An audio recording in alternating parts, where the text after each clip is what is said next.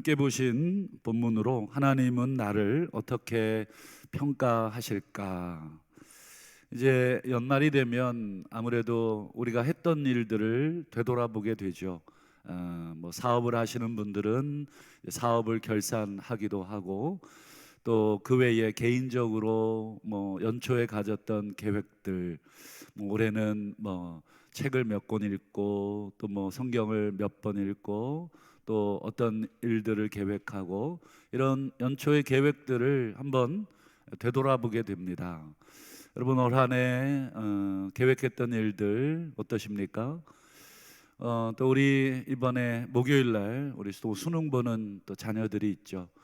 어떻게 보면 초등학교부터 이제 고등학교 그 과정들을 뭐 열심히 익히고 달려왔고, 또 뭐 이 교육의 제도 속에서 어쩔 수 없이 또 경쟁을 하게 되지만, 우리 하나님 앞에서 또 열심히 한 우리 친구들, 우리 자녀들, 어떻게 보면 결실이죠. 그 결실들을 이제 맺어야 할 때가 됐는데, 참 초조하고 불안할 텐데, 하나님께서 그들에게 또 좋은 결실을 주시기를 또 원하며 또 준비하게 됩니다. 그래서 오늘 2023년도를 마감하면서 특별 새벽기도의 첫날, 우리 자신을 다시 한번 되돌아보면서 올 한 해 내 삶을 내가 점수로 매길 수 있다면, 점수로 매기는 게 뭐 정답은 아니겠지만 몇 점 정도 줄 수 있을까, 나 스스로에게 한번 점수도 한번 매겨보시고, 또 하나님은 나를 보실 때, 야, 너 올해 참 잘했다, 어려운 가운데도 애썼다, 또 고생했다, 이렇게 평가하실지, 아니면 조금 더 분발해라, 또 이렇게 평가하실지, 한번 하나님과 우리 사이에 아마 그 평가는 있겠죠. 그런 면에서 한번 하나님 앞에서 내 자신도 한번 평가를 해보시면 좋겠습니다. 오늘 우리가 보신 본문 시편 50편은 앞에 1절부터 7절은 읽지 않았지만 내용을 쭉 읽어보시면 어렵지 않습니다. 쭉 읽어보시면 하나님께서 재판관으로서 당신의 백성들을 이제 불러 모으시는 내용입니다. 다 모여라.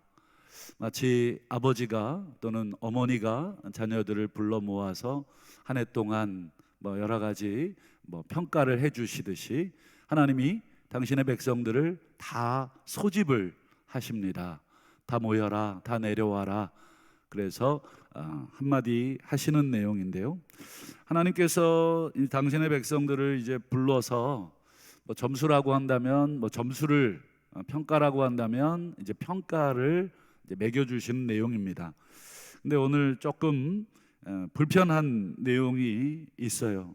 마음이 읽어보시면 좋지는 않지만, 그래도 쓴소리라도 우리 하나님이 하신 말씀이라면 우리가 겸손히 들어야 하는 줄로 믿고, 먼저 8절을 한번 보시면 하나님이 뭐라고 그러시냐면, 내 재물 때문에 너를 책망하지는 않겠다.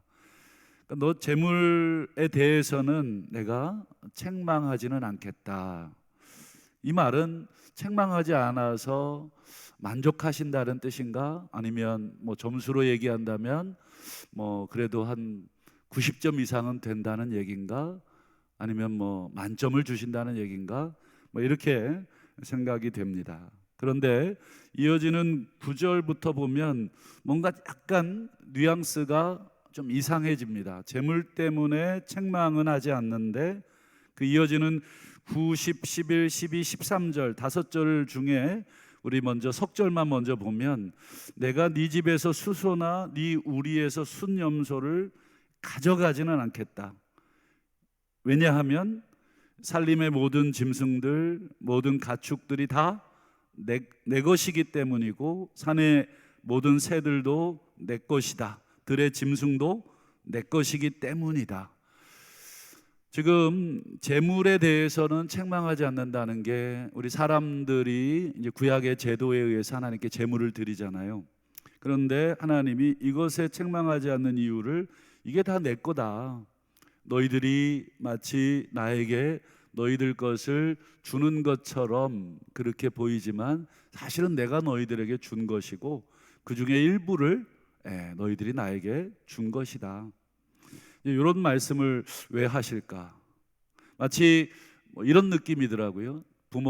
자녀들이 부모님께 어머니 아버지 뭐 용돈 하세요 하고 뭐 이렇게 용돈 넣어주는데 이거 다 내가 준 돈 아니야. 내 돈으로 니들 뭐 나한테 용돈 줘? 뭐 약간 그 뉘앙스가 그렇습니다. 12절과 13절도 한번 보실까요? 또 하나님이 좀 뭐라 그러시냐면 내가 가령 주려도 내가 굶게 되더라도 너희들에게 말하지 않겠다.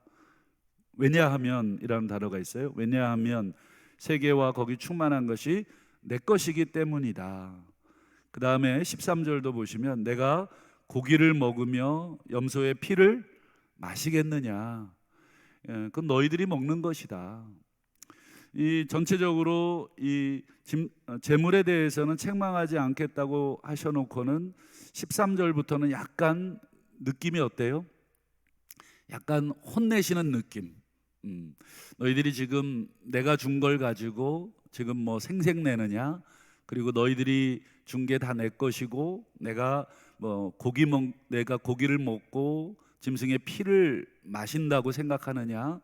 약간의 이런 느낌을 줍니다. 한마디로 이 9절부터 13절을 종합해 보면 지금 하나님이 무슨 얘기를 하고 싶으신가 이렇게 종합해 보면 너희들의 재물은 사실상 나에게는 필요 없는 것들이다. 왜요? 이게 다 내 거고 너희들이 준다고 해도 내가 그걸 뭐 뜯어 먹거나 마시거나 하지 않는 것이다. 그거는 우리 구약의 여러분 제사 제도를 보셔서 알지만 전부 다 백성들이 먹거나 제사장의 몫으로 우리 인간들에게 하나님이 주시는 것이다. 약간의 책망의 어조가 느껴지죠. 그렇다면 왜 하나님이 이스라엘 백성의 재물에 대해서 이런 말씀을 하셨을까?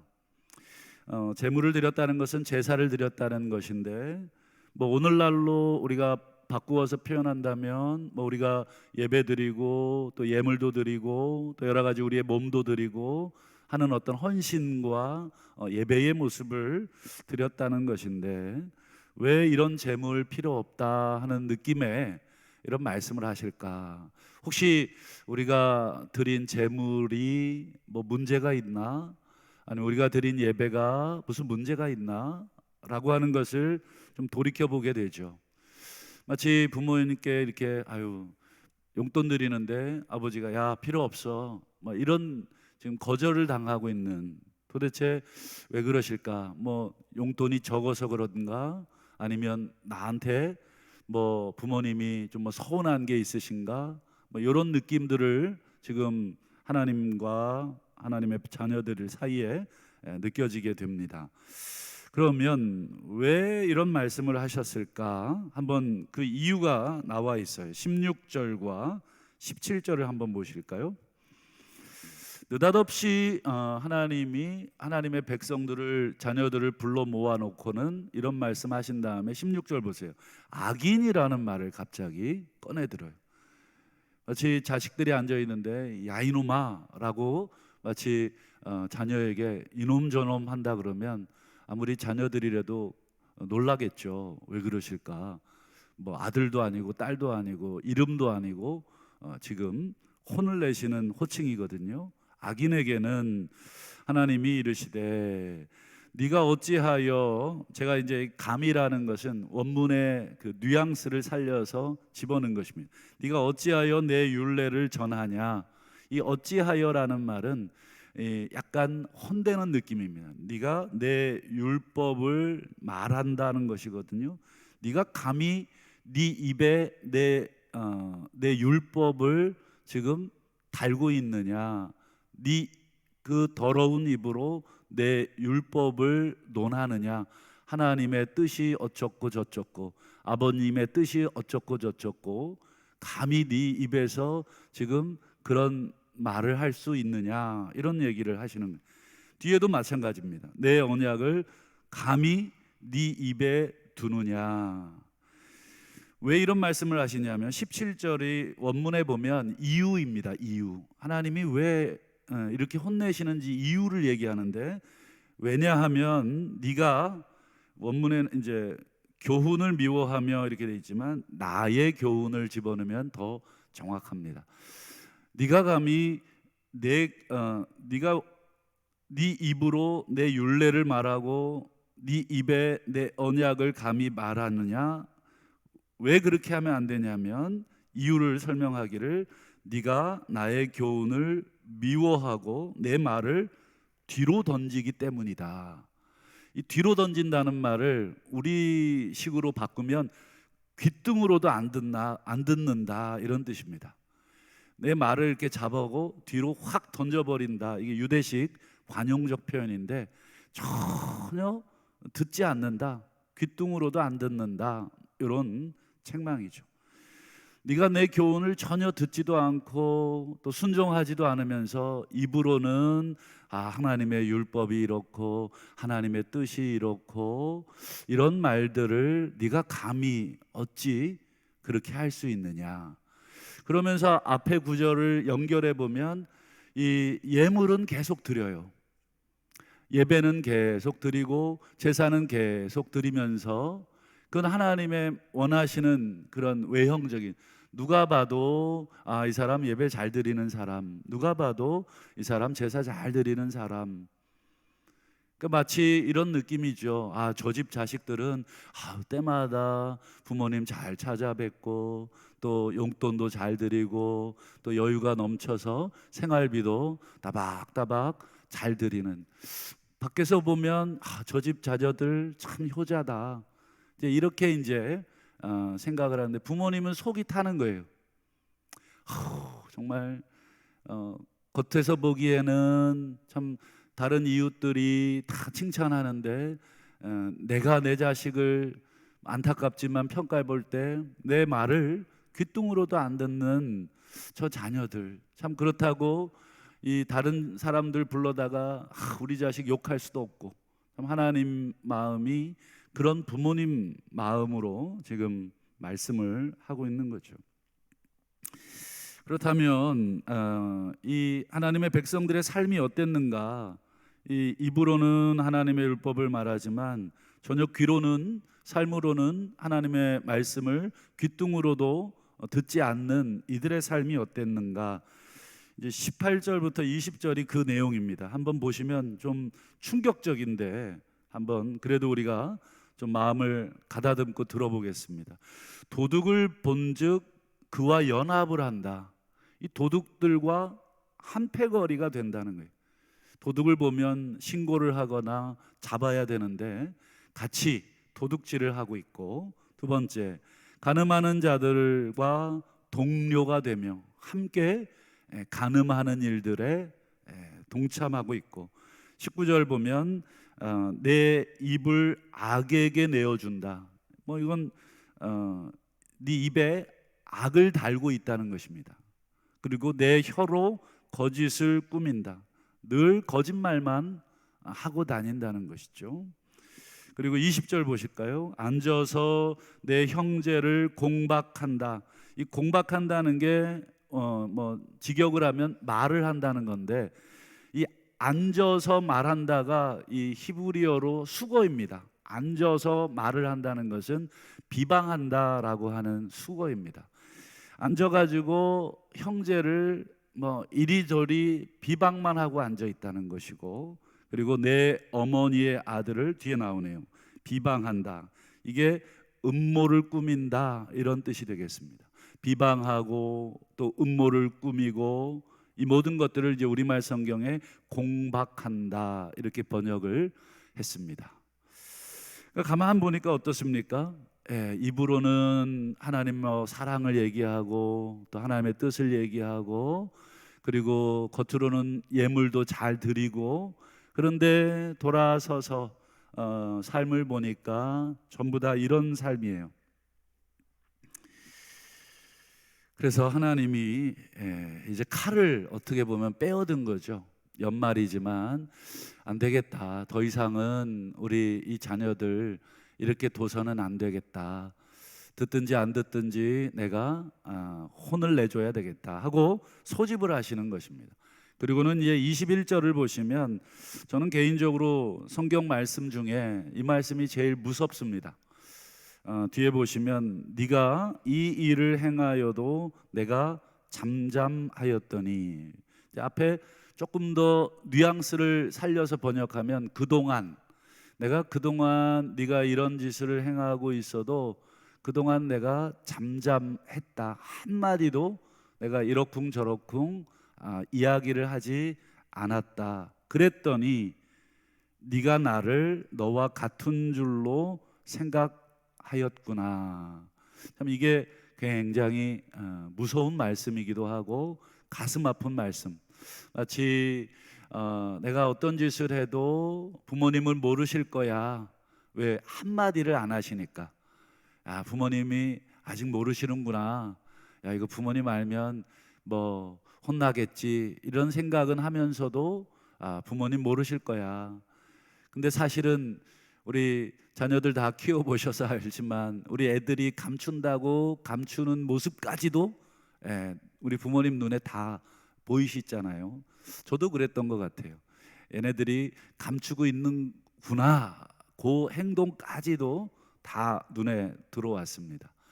하나님이 우리들을 바라보실 때 우리는 겉모양은 그럴듯하게 꾸미고 있는데, 마치 예수님 시대에 예수님이 바리새인들을 보면서 이 회칠한 무덤과 같다. 이 겉모양은 비석도 해놓고 잔디도 깔아놓고 벌초도 해놓고 아주 그럴듯하게 해놨지만 그 안에는 썩어가는 뼈, 그것이 가득하다라고 책망했던 것처럼 지금 하나님이 내가 그동안 잠잠했더니 네가 나를 너와 같은 줄로 생각하는구나. 하지만 내가 너를 책망하여 내 죄를 내 눈앞에 낱낱이 드러내리라. 저는 뒤에 책망하신다는 말이 복음으로 오히려 들립니다. 여러분 어릴 때 부모님께 혼나보신 경험이 있는지 모르지만 부모님이 끝까지 안 혼낼 때, 내가 나 잘못하고 있는 걸 아는데 부모님이 안 혼낼 때에 긴장이 더 됩니다. 차라리 회초리를 들어서 막 혼을 내면 어떻습니까? 맞을 때 몸은 좀 아프고 마음은 좀 아프지만 그 이후에 책망받고 야단받고 한 이후에 어때요? 우리의 마음이 새로워지고 다시 한번 결단하게 되고, 그래, 부모님은 다 보고 계셨구나. 내가 감추려고 했는데 감출 수 없었구나. 내가 하나님 앞에 또 그런 모습은 아닌가. 우리 하나님이 혼낼 때에는 우리를 살리시려고 혼내는 거지 우리를 죽이시려고 혼내는 경우는 없습니다. 정말 하나님이 혼내시고 우리를 죽이시려고 그랬다 그러면 야단치지도 않습니다. 우리 인간들 사이에서도 어떻습니까? 여러분, 그래도 내가 혼을 낸다는 것은 애정이 있다는 뜻이고 내가 야단을 친다는 것은 함께 해보겠다는 뜻입니다. 그러나 내가 야단도 치지 않고 혼도 내지 않는 것은 내가 너희를 포기했다. 너희들과는 더 이상 어떤 얘기도 하고 싶지 않다. 이미 마음을 다 접었을 때 여러분 아무 말을 하지 않는 것이죠. 어찌 보면 앞에 하나님이 그동안 침묵했던 것은 우리에게 다시 한번 새롭게 될 기회를 준 것이라고 생각을 합니다. 그러나 더 이상은 안 되겠다 하여 하나님이 지금 불러다가 책망하시는 것은 우리를 고쳐야 되겠다, 우리에게 다시 기회를 줘야 되겠다 하시는 하나님의 어떻게 보면 사랑의 매라고 생각을 합니다. 이제 하나님이 무섭게 책망하신 후에 다시 한번 기회의 말씀을 주시는데 오늘 이 두 가지 기회의 말씀을 주십니다. 이 두 가지 기회의 말씀을 오늘 결론으로 삼고 다시 한번 우리 자신에게 적용해 보면서 말씀을 맺겠는데요. 먼저 첫 번째 하나님이 어떤 결단을 촉구하시냐면 22절을 한번 보실까요? 하나님을 잊어버린 너희여. 사실은 어때요? 우리가 재물도 다 드리고 있는데 하나님은 나를 잊었다, 이렇게 말씀하고 있어요. 하나님을 잊어버린 너희여, 이제 이것을 생각하라. 그렇지 아니하면 내가 너희를 찢으리니 건질 자가 없으리라. 첫 번째 하나님의 촉구는 무엇입니까? 다시 한번 하나님을 생각하라는 것입니다. 하나님이 어떤 하나님이신지, 우리 아버지가 어떤 아버지인지, 우리가 눈 가리고 아웅할 수 있는 아버지가 아니다. 우리가 그저 겉모습을 잘 꾸민다고 하나님이 그저 속아줄 아버지가 아니다. 우리 하나님은 그런 아버지가 아니기에 다시 한번 하나님이 뭘 원하시는지를, 하나님이 무엇을 기뻐하시는지를 우리가 2023년도를 마감하면서 다시 한번 매듭을 짓고 새롭게 결단을 하라 하는 것이 하나님의 첫 번째 요구입니다. 이제 하나님의 두 번째 요구도 하시는데요, 23절을 보실까요? 감사로 제사를 드려라. 앞에 우리 8절부터 뭐예요? 온갖 짐승들로 제사를 드렸잖아요. 그거 필요 없다. 하나님이 그거 요구했지만 그것은 정말 제물을 요구한 것이 아니라 그 제물을 드리면서, 이 제물은 왜 드립니까? 우리가 잘못을 했을 때 그 죄를 깨닫게 하고 그 죄를 다시 한번 뉘우치는 의미로서의 제물을 드리는 것이니까, 제물을 원한 게 아니라 어찌 보면 하나님은 제물을 드리면서 진실한 회개, 진실한 삶을 원하시는 거죠. 그러니까 전혀 이 본질은 놓쳐버리고 형식만 드리고 있는 그것이 아니라, 진짜 하나님이 제물을 통해서 원하시는 게 속을 들여다보니까 감사, 그리고 그 감사가 뭔지를 조금 더 정확하게 표현을 해주고 있는데, 그 다음 줄에 보면 행위를 옳게 하는 삶, 그게 진정한 제사다. 아까 앞서 말했잖아요. 뭐 도둑을 본즉 연합하고 가늠한 자들과 함께하고 비방하고 또 흠을 들추어내고, 이런 일상의 삶 속에서 하나님이 전혀 원하지 않는 그런 삶이 아니라 하나님이 원하는 그 행위를 바르게 하는 것이 진짜 너희들이 나를 공경하는 제사가 될 것이다. 이 두 가지를 하나님이 다시 한번 제시하시죠. 그런 면에서 앞에 우리 하나님이 막 무섭게 책망하셨지만 결론은 뭐예요? 하나님이 다시 한번 해보자, 다시 한번 너희들에게 기회를 주겠다, 다시 한번 우리들에게 하나님이 원하시는 삶을 제시하신 것은 그래도 우리 자녀된 우리들에게 소망을 가지고 있다라고 하는 것을 보게 되죠. 말씀을 맺겠습니다. 서두에 우리가 드렸던 질문, 올 한 해 내 삶을 평가해 본다면, 점수로 한번 매겨 본다면 몇 점이나 줄 수 있을까? 또 어떻게 평가를 해볼 수 있을까? 내 평가가 중요한 것이기도 하겠지만 내 평가보다 더 중요한 것은 하나님의 평가인 줄 믿습니다. 그래서 오늘 이 시간에 하나님, 내 삶을 평가해 주십시오. 정직하게 나 자신을 들여다보게 해주시고, 사실 사람이 자기 자신을 객관적으로 들여다본다는 게 너무너무 어렵습니다. 왜냐하면 팔은 안으로 굽는다고 나 자신에 대해서는 합리적으로 판단하려고 하고, 이때는 나는 어쩔 수 없었다고 나 스스로를 또 이렇게 보호하려고 합니다. 물론 그것이 틀렸다가 아니라 그래도 우리가 하나님 앞에서 다시 한번 정직한 마음으로 우리 자신을 한번 들여다보면 우리 하나님이 우리에게 다시 한번 소망을 주시고, 다시 한번 우리 하나님께서 새롭게 우리와 함께 하시기를 원하실 것이다 생각하고, 마지막으로 마태복음 9장 13절에 예수님께서 호세아서의 말씀을 인용하신 것을 다시 한번 우리가 읽고 마치려고 합니다. 같이 한번 읽어볼까요? 시작. 너희는 가서 내가 긍휼을 원하고 제사를 원하지 아니하노라 하신 뜻이 무엇인지를 배워라. 이 말씀 다시 한번 우리가 배우라 하신 이 명령 따라서 주님 가르쳐 주시고 내 삶에서 나 자신을 평가하게 하옵소서. 이렇게 기도하시는 우리 복된 우리 성도님들 다 되시기를 주님의 이름으로 축복합니다. 기도하겠습니다.